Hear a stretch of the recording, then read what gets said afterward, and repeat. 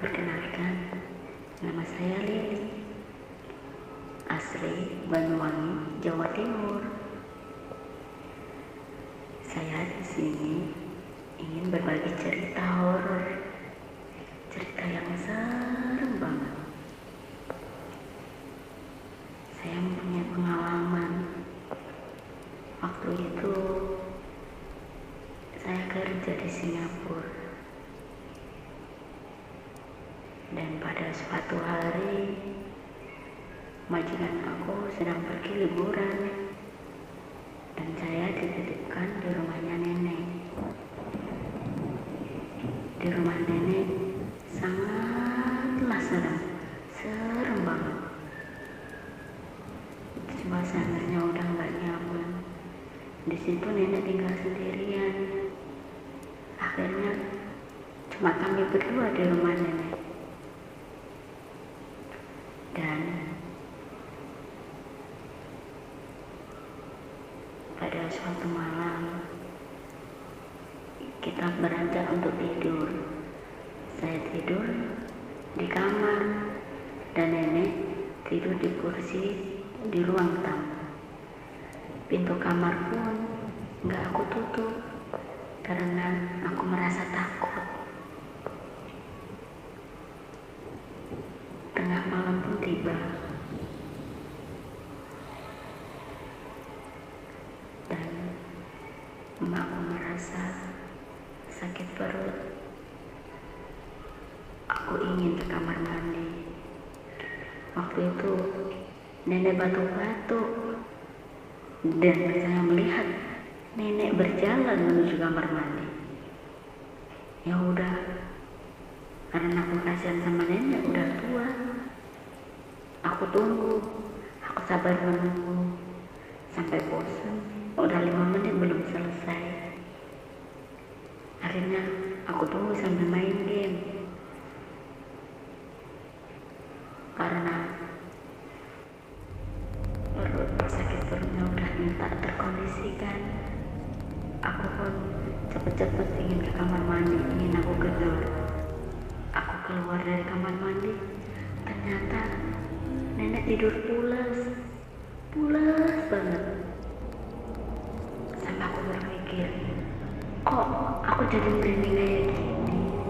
Ada apa? Siapa yang jalan? Tadi itu kan nenek sedang tidur. Nah, karena aku juga udah takut, terdengar suara percikan air di kamar mandi. Coba, siapa yang gak takut? Semakin hatiku berdebar-debar. Aku gak berani bangunin nenek karena kasihan nenek lagi tidur. Akhirnya aku memberanikan diri untuk berjalan ke kamar mandi. Nggak tahunya pintu kamar mandi tutup, lampunya pun juga tutup. Maksudnya lampunya nggak nyala. Terus aku nyalain lampunya.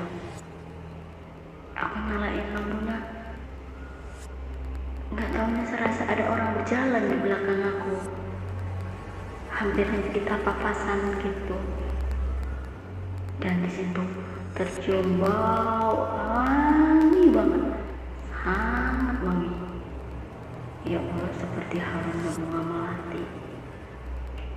Dalam hati aku bilang, nenek, kakek, semua penunggu rumah sini, maaf, beribu maaf. Aku aku itu nggak ingin menyalahin kalian semua. Aku gak ganggu kalian. Izinkan aku ke kamar mandi ya. Astagfirullahaladzim. Sambil udah kayak gitu, mulutnya sambil komat kamit, baca doa. Gak taunya udah kayak gitu, di kamar yang aku tidurin terdengar kayak ada orang yang nyapu. Ya Allah, astagfirullahaladzim. Semakin berdebar-debar hati aku, ya Allah. Dan akhirnya apa yang terjadi sobat? Aku nggak jadi sakit perut. Tiba-tiba nggak ada rasa sakit perut itu. Ingin kembali ke kamar, tapi aku takut.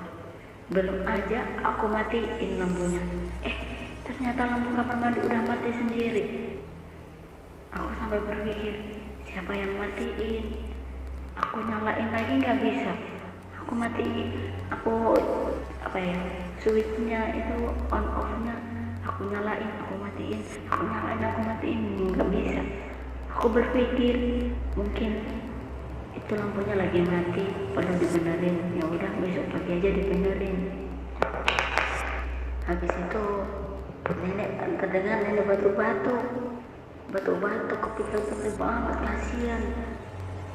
Ya udah, aku ambil minum, aku kasihkan nenek. Nggak taunya nenek tidur lagi, bener-bener tidur nenek, nggak ada. Ya Allah, ini siapa?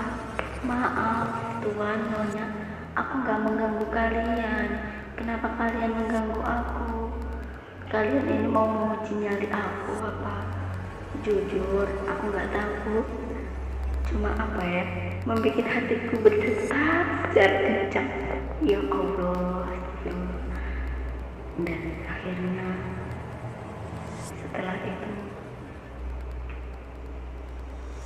aku kembali lagi ke dapur karena nenek kayak gitu. Ya udah, akhirnya aku minum karena keringat udah bercucuran seperti badan itu panas dingin kayak gitu. Dan akhirnya aku kembali lagi ke dapur. Udah ke dapur mau mengembalikan gelas, saya balik lagi ke kamar. Astagfirullahaladzim, aku lihat lampu kamar mandi nyala lagi. Ya Allah. Terus aku memberanikan diri, dimana gemeter ada. Dan pada akhirnya aku matiin itu lampu. Terus nenek bangun, aku bilangin, nenek mau kemana? Mau ke kamar mandi, Dek. Ya udah, nenek hati-hati ya. Iya. Ya Allah, ya Rabbi, apa yang terjadi di kamarku? Nenek tidur di kamar. Beneran nenek udah tidur di kamar. Loh, terus siapa yang barusan bangun dan barusan aja pergi ke kamar mandi? Astagfirullahaladzim, ini teror hantu nenek apa ya? Atau siapa? Terus aku bilang sama nenek,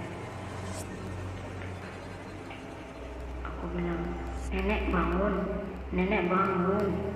Akhirnya nenek bangun. Kata nenek, loh, kok aku bisa tidur di sini? Kata nenek kayak gitu. Loh, bukannya nenek tadi yang pindah? Sebenarnya aku tuh kayak gimana ya? Kayak mau cerita itu takut.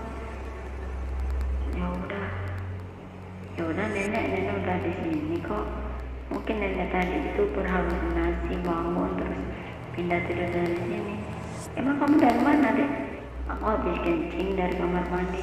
Oh, loh, kamu gak takut malam-malam di kamar mandi sendiri? Gitu. Enggak, emang kenapa, Nek? Akhirnya nenek cerita, di rumah ini ada penunggunya. Dia jahil, usil banget gitu.